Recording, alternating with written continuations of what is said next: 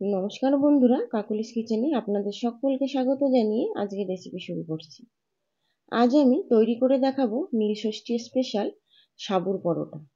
এটা আপনারা যে কোনো উপবাসের দিন বা একাদশীর দিনেও কিন্তু খেতে পারেন। একেবারে নিরামিষ একটি রেসিপি, বানানো কিন্তু খুবই সহজ। তাহলে আমার পুরো ভিডিওটা দেখার অনুরোধ রইল। আর ভিডিও দেখে ভালো লাগলে তাহলে অবশ্যই লাইক, কমেন্ট এবং শেয়ার করে দেবেন। চ্যানেলটিকে সাবস্ক্রাইব করে দেবেন বেল আইকন সহ। প্রথমেই একটা কড়াই গরম করে নেব, আর 2 কাপ মেজারমেন্টের কাপ মেপে আমি বড় দানার সাবু এখানে ড্রাই রোস্ট করে নেব।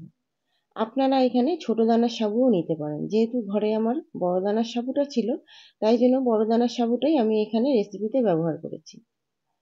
প্রায় 5-10 মিনিট একদম লো ফ্লেমে ড্রাই রোস্ট করে নিয়ে এটা গুঁড়ো করে নিতে হবে। দেখুন, মিক্সির জারে দিয়ে আমি গুঁড়ো করে নিয়েছি, আর গুঁড়োটা একটা বাটির মধ্যে ঢেলে নিয়েছি। গুঁড়োটা খুব ভালো করে নাড়িয়ে চাড়িয়ে নিয়েছি। যেহেতু আমি এখানে পরোটা বানাবো, তাই জন্য গুঁড়োটা আর ছাঁকনির সাহায্যে ছেঁকে নিইনি। তবে লুচি বানালে কিন্তু গুঁড়োটা একটু ছেঁকে নেবেন। এবার পরিমাণ মতো বিট নুন অ্যাড করে দিলাম, আর হাফ টি স্পুন রোস্টেড সাদা জিরে, 1 টেবিল স্পুন কাসুরি মেথি, 1 স্পুন আদার কিমা, 1 স্পুন কাঁচা লঙ্কার কিমা, আর অ্যাড করে দিয়েছিলাম হাফ টেবিল স্পুন চিনি। সমস্ত জিনিস খুব ভালোভাবে সাবুর গুঁড়োটার সঙ্গে মেখে নিতে হবে। সমস্ত ড্রাই মশলাটা সাবুর গুঁড়োর সঙ্গে মেখে নেওয়ার পর এখানে অ্যাড করে দেবো একটা বড় সাইজের আলু। আলুটা আমি গ্রেটারের সাহায্যে একটু গ্রেট করে নিয়েছি। এবার খুব ভালোভাবে চেপে চেপে সাবুর গুঁড়োটার সঙ্গে মেখে নিতে হবে। প্রথমেই আমরা জল দিয়ে মাখবো না, আগে আলুটা দিয়ে খুব ভালো করে সাবুর গুঁড়োটা মেখে নিতে হবে। এরপর একটু উষ্ণ গরম জল দিয়ে খুব ভালোভাবে সাবুর গুঁড়ো আর আলুটা ভালো করে মেখে নিতে হবে। একদম আমরা যেরকম রুটির ডো বানাই সেরকম ডোর মতন মেখে নিতে হবে। একটু গরম জল দিয়ে মাখবেন। গরম জল দিয়ে মাখলে তাহলে কিন্তু মাখাটা খুব ভালো হবে।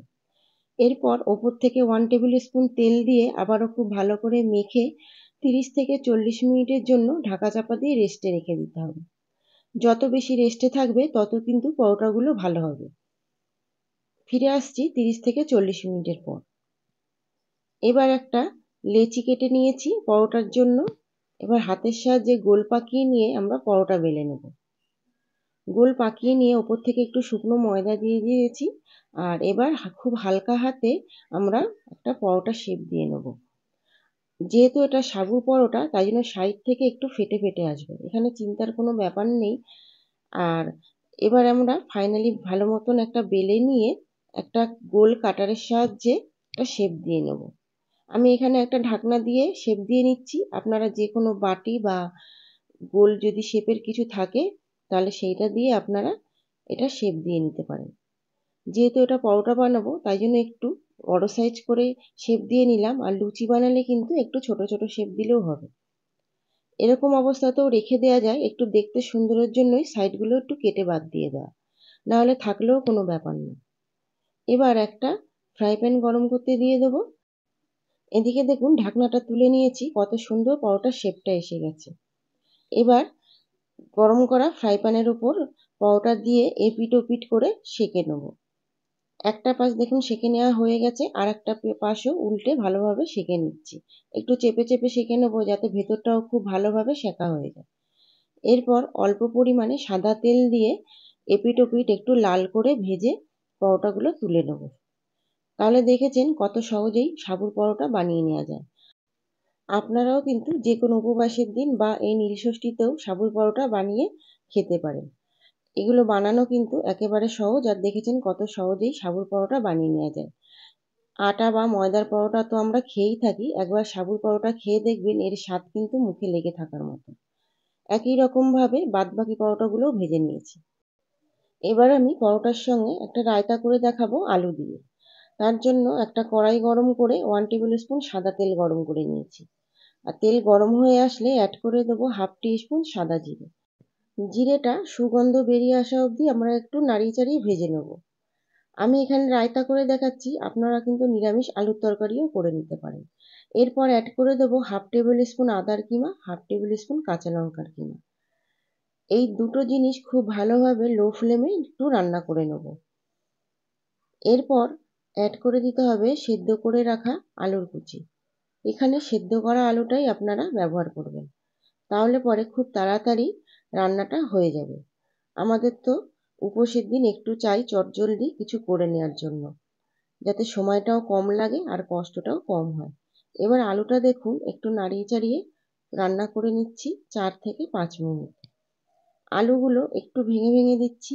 এরপর আলুগুলো নাড়িয়ে চাড়িয়ে নিয়ে এখানে অ্যাড করে দেবো বিট নুন। পরিমাণ মতো বিট নুন অ্যাড করে দিলাম। এবার খুব ভালোভাবে নাড়িয়ে চাড়িয়ে আরও কিছুক্ষণ রান্না করে নিলাম। এরপর এই কড়াই সমেত আমরা একটা পাশে সরিয়ে রেখে দেবো। এবার চলে যাব রায়তা বানানোর জন্য টক দইটা ফেটিয়ে নিতে। একটা বাটির মধ্যে 1 কাপ টক দই নিয়েছি, এটা বাড়ির পাতানো টক দই। টক দই নেওয়ার পর অ্যাড করে দেবো পরিমাণ মতো চিনি, অল্প বিট নুন আর অল্প অ্যাড করে দেবো ভাজা জিরে গুঁড়ো। এখানে ড্রাই রোস্ট করা জিরেটাই অ্যাড করেছি। এবার অ্যাড করে দিলাম কিছুটা ধনেপাতা কুচি। এবার একটা হ্যান্ড মিক্সারের সাহায্যে খুব ভালোভাবে দইটা ফেটিয়ে নিতে হবে। এরপর অ্যাড করে দেবো ভেজে রাখা আলুগুলো। তাহলে আমাদের খুব চটজলদি তৈরি হয়ে গেল আলুর রায়তা। এই দুটো খেতে কিন্তু খুবই দারুণ লাগে।